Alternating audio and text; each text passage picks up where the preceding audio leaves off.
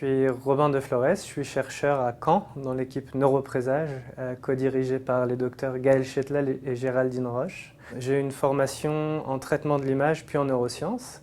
J'ai fait ma thèse à Caen, pendant laquelle je me suis intéressé aux altérations structurales et fonctionnelles des sous-régions de l'hippocampe, dans le vieillissement normal et la maladie d'Alzheimer. Ensuite, je suis parti de 2 ans à Philadelphie pour un postdoc, toujours dans le but d'étudier les altérations cérébrales dans la maladie d'Alzheimer, sous la direction des professeurs David Wolk et Paul Yushkevich. Donc, cette expérience m'a permis de m'ouvrir à de nouveaux champs de recherche, comme l'imagerie ex vivo, à la fois en IRM et en histologie, et à la neuropathologie. Et puis je suis rentré en janvier 2020 à Caen pour mener mes propres projets où l'imagerie translationnelle nous permettra de mieux comprendre les mécanismes en jeu dans la maladie d'Alzheimer.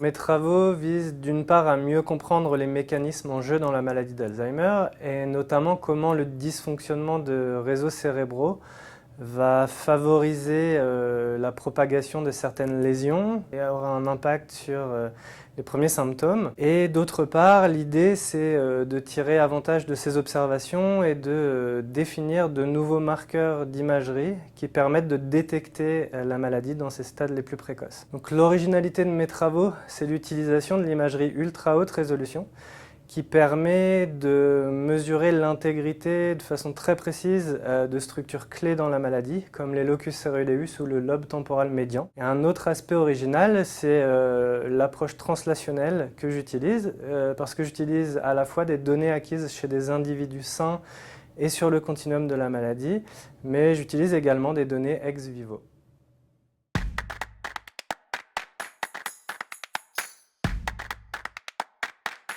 Je dirais que la maladie d'Alzheimer m'a touché et intrigué depuis l'enfance pour des raisons personnelles. Et c'est vraiment l'imagerie qui m'a amené à m'intéresser aux neurosciences. En 2011, j'ai fait la rencontre des docteurs Gaël Chetlal et Renaud Lajoie, qui m'ont vraiment transmis leur passion pour la recherche clinique. Et c'est à ce moment-là que j'ai compris que la neuroimagerie permettra de percer certains des mystères de la maladie d'Alzheimer et j'ai vraiment eu envie de faire partie de cette aventure.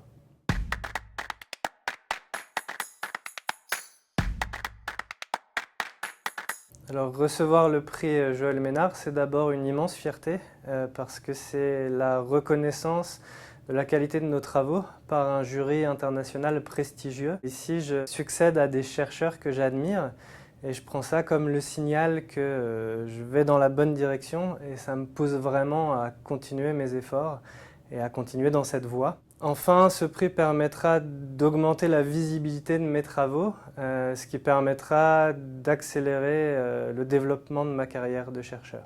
Et pour terminer, je voudrais remercier la Fondation Alzheimer, son conseil scientifique et ses généreux donateurs pour la création de ce prix que j'ai une immense joie de recevoir aujourd'hui.